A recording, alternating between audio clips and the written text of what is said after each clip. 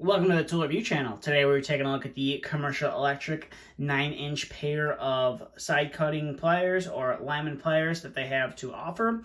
Now, if you're unfamiliar with the Commercial ElEctric brand, it is Home Depot's.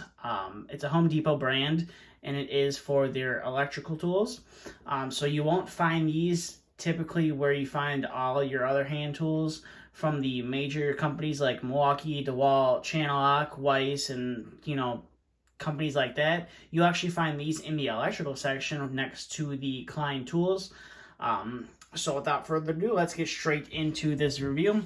So like always, we start off with the handles. So you can see you have the Commercial ElEctric name there on the handles. And you also have a tether point right here. So if you were working at a height with these, you could tether them off and not have to worry about them falling. Now, I don't think that Commercial ElEctric has a system to connect with these, so you're going to have to provide your own system, whether it's just tying a rope through there or maybe using an existing system that you have to tie this tool off if you are working at heights. Now you can see that they are a comfort grip. I don't believe they offer a 9-inch pair with a dipped handle, so if you're interested in getting these, you're only going to get them in the comfort grip. But their colors are gray, green, and yellow. So you can see the majority of the handles are gray and green. And there is some warnings there on the inside. Always wear approved eye protection, and the insulation on here is not going to protect you from electrical shock. So we're going to come up to the business end of the tool now. You have the pretty much basic tool. There's not really any other information laser etched on here. There's no model number, nothing. So you have the Commercial ElEctric logo. Now coming up to the cutting jaws, you have a fairly large cutting jaw, but you can see that there is a hole in the cutting jaw, and that is for stripping 12 gauge solid wire or 14 gauge stranded wire.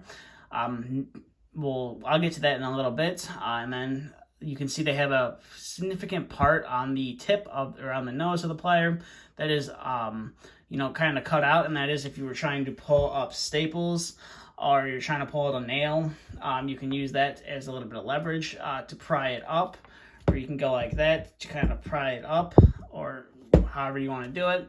And now we'll go ahead and open up the nose on those pliers, and you can see they did cross hatch them, which is nice. Now I will say that that's a pretty small nose on the plier. I think you're only going to get about 2 wires in there, whereas a standard pair of lineman pliers with a little bit larger of a head, you could most likely end up twisting 3 wires.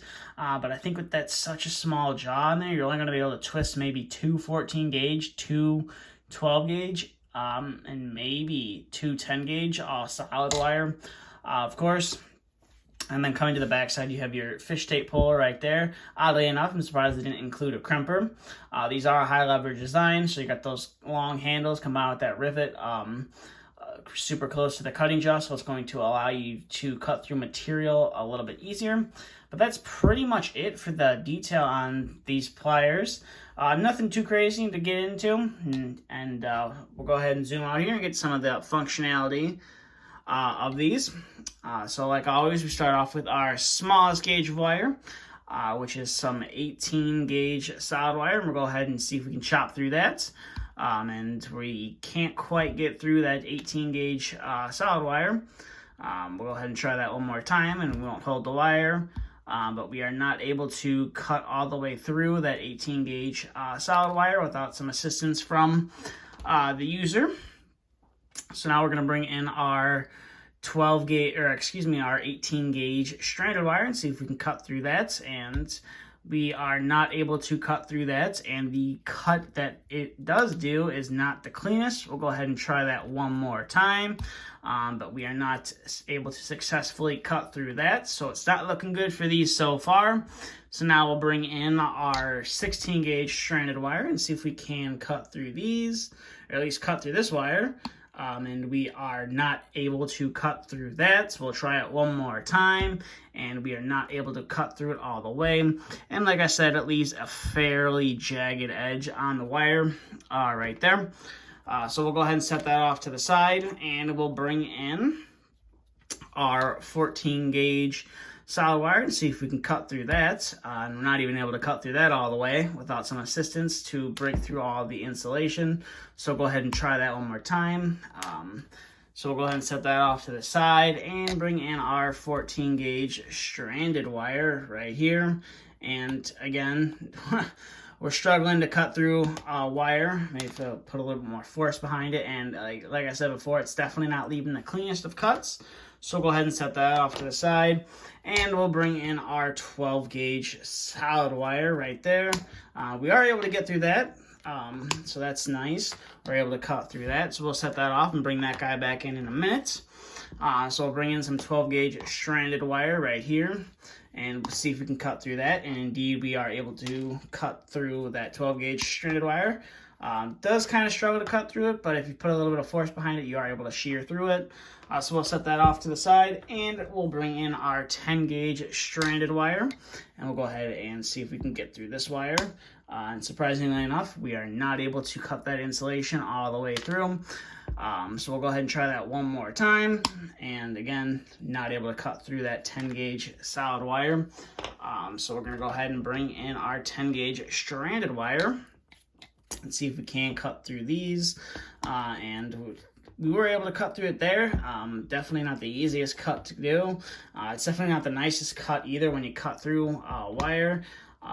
But we are able to get through that 10 gauge stranded wire without any assistance. So we'll go ahead and set that off to the side.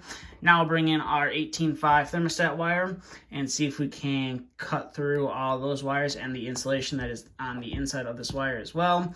And we'll go ahead and cut through that, and we are not able to cut through that insulation, or we're not able to cut through all the insulation, and it kind of struggles to get through all 5 of those wires as well. So that is a little bit of a downside. Can't get through that. So we'll set that off to the side and bring in some 8 gauge stranded wire, and we readjust my hand there. See if we can cut through this, and we are not able to cut through that all the way. I think because that stripping hole kind of got in the way. So we'll go ahead and try that one more time, and we are able to get through it that time. So we'll set that off to the side, and we'll bring in our 6 gauge stranded wire and see if we can cut through this without any issue. Definitely definitely a little bit hard to cut through. That stripping hole does kind of get in the way of cutting through some wire, especially the 6 gauge stranded wire is a little bit slippery. As you can see, it kind of slips in the jaws, so you kind of have to really hold it down, but it can cut through it. Not the cleanest cut, definitely a fairly jagged cut, but it'll get through it. So we'll set that off to the side, and we'll bring in some Romex. We'll bring in our 14-2 for our 12-2, and see if we can cut through that. So we are able to cut through that 14-2 Romex. And again, that stripping hole is getting in the way of me cutting through that all the way. So we'll go ahead and bring in our 12-2 Romex. We'll go ahead and cut through that if we can cut through it. Definitely a little bit challenging. You almost have to line it up all the way without that stripping hole getting in the way, but we can get through that that Romex without any issue.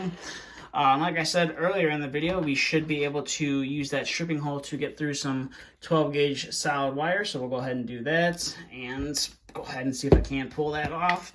Definitely not the cleanest of strips, but if you were using them, you could get through it, and we'll go ahead and cut that guy off. Kind of struggles to get through there as well. So overall, definitely not a pair of pliers I think I would easily recommend. They just struggle to cut through some of the thin and small wires. It's just not, they can't really compare to some of the other lineman pliers out there, especially since they sell these next to Klein. Now they're going to be cheaper than Klein, but they definitely don't perform as well as the Kleins do. Now, I'm not sure if the jaws on these, or the cutting knives on these, are induction hardened or not. So I'm not sure if you're going to be able to be cutting through screws, nails, staples, and things of that nature, or hard wire. I'm not sure if the cutting jaws are rated for that. I just tested it here with some, all the copper wire and stuff like that. And as you saw, I did kind of struggle to cut through that. So I'm sure if we were to bring in some screws and nails, I'm sure we would struggle to get through those as well. So definitely not a pair of pliers that I could easily recommend. If you're looking for some electrical tools, definitely get a pair of Kleins. They're going to be right next to each other in Home Depot in the electrical section, and just get a pair of Kleins over these. They're going to last longer, and you're going to have a lot easier of a time using them. Oddly enough, they kind of act like a pair of clines, whereas they're not really wanting to open. You kind of have to break them in. I just kind of find that funny, especially since they sell them right next to Klein. So you're going to have to break these guys in if you want to use them as your daily pair, but I don't recommend you try and use these as your daily pair, as they're definitely not the sharpest. At least the cutting jaws on them are definitely not the sharpest. But that's really about it for this video. So if you have any questions, comments, concerns, please feel free to leave them down in the comment section below. And if you are new here and you want to watch some more tool-related videos, please consider that subscribe button. That's all I got. Thanks for watching, and stay tuned for the next video to be uploaded.